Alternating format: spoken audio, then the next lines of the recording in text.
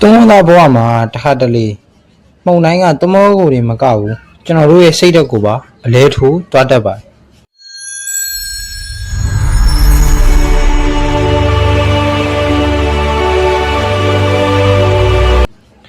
အားလုံးပဲမင်္ဂလာပါအန်ကားပွိုင်းနေပြန်လည်ကြိုဆိုလိုက်ပါတယ်ကျွန်တော်တို့အန်ကားပွိုင်းနေပြီးတော့ဒီနေ့တင်ဆက်ပေးသွားမယ်ဗီဒီယိုလေးကတော့စိတ်ကြနေတဲ့သမောသားတွေစိတ်ကြနေတဲ့လူငယ်တွေကိုအဓိကရည်ရွယ်ပြီးတော့လုပ်ပေးသွားမယ်ဗီဒီယိုလေးဖြစ်ပါတယ်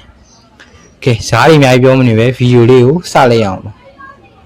စိတ်သက်ပြန်လဲနိုးထခြင်း resilient and bounce back သမောသားဘဝမှာတခါတလေမှုန်တိုင်းကသမောကိုတွေမကဘူးကျွန်တော်တို့ရဲ့စိတ်သက်ကိုပါအလဲထိုးသွားတတ်ပါတယ်ကြီးမားတဲ့အမှားယွင်းတစ်ခုမတော်တဆမှုတစ်ခုဒါမှမဟုတ်မိသားစုရေးရာသတင်းစိုးတစ်ခုကြောင့်ကျွန်တော်တို့စိတ်သက်တွေအောက်ဆုံးထိပြုတ်ကျသွားနိုင်ပါတယ်ဒါပေမဲ့စိတ်သက်ကြံ့ခိုင်မှု resilient ဆိုတာဘယ်တော့မှလဲမကျဘူးလို့မဆိုလိုပါဘူးလဲကျသွားတိုင်းပြန်ထနိုင်တာကိုဆိုလိုတာပါတတိဆိုတဲ့နီးလန်းအရာပြန်လဲနိုးထားဖို့ဆိုတာအရှိကိုအရှိအတိုင်းလက်ခံရင်းကနေစတင်ပါတယ်ပထမဆုံးအနေနဲ့တင့်မှာဖြစ်နေတဲ့နာကျင်မှုစိတ်ပြတ်မှုကိုဖုံးကွယ်မထားပါနဲ့ငါအားငယ်နေတယ်ငါမှားသွားတယ်ဆိုတာကိုတတိနဲ့လက်ခံလိုက်ပါဒီလိုလက်ခံလိုက်ခြင်းကပဲတင့်ကိုပြန်ထားဖို့ပထမဆုံးတွန်းအားပေးလိုက်တာပါမင်္ဂလာပါအန်ကားဝိုင်းစီမံစာပေကနေပြီးတော့ကြော်ညာလေးတစ်ခုလောက်ဝင်ပြရစီကျွန်တော်တို့အန်ကားဝိုင်းစီမံစာပေမှာဆိုရင်တမောသားအင်တာဗျူးတင်တဲ့တမောလိုင်းရှာဖွေပေးခြင်းတမောသားလူသေးဖြစ်မြောက်ရေးစတဲ့စာပေတွေကိုတနေရာထဲမှာရရှိနိုင်ပါပြီအင်တာဗျူးတင်တဲ့လေးရဆိုရင်လည်းဈေးနှုန်းအသက်သာဆုံးနဲ့တမောသားတွေအင်တာဗျူးအောင်မြင်အောင်တင်ကြားပေးနေပါတယ်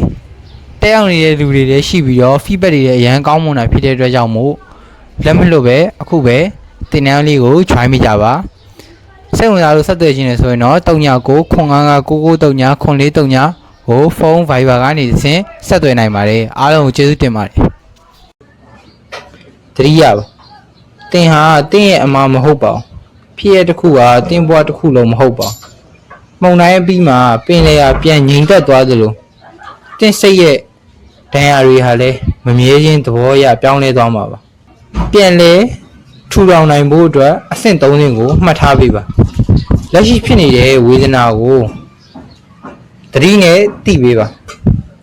နံပါတ်2ဒါဟာလည်းအချိန်တိုင်းကုန်ဆုံးသွားမှာပဲလို့ဆင်ခြင်ပေးပါနံပါတ်3အခုဒီချိန်မှာတင်လုံနိုင်တဲ့အသေးဆုံးအလုပ်တစ်ခုကိုပြန်ဆလုပ်ပါ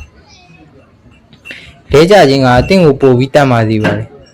အမာရွတ်တွေကတစ်ချိန်မှာတင့်ရဲ့ဂုဏ်စရာအတွေ့အကြုံတွေဖြစ်လာပါလိမ့်မယ်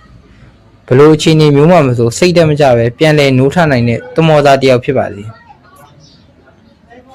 အားလုံးပဲစိတ်တက်ကြံ့ခိုင်မှုပင်လေပြင်ကိုအောင်နိုင်ကြပါစို့အားလုံးပဲကျေးဇူးတင်ပါတယ်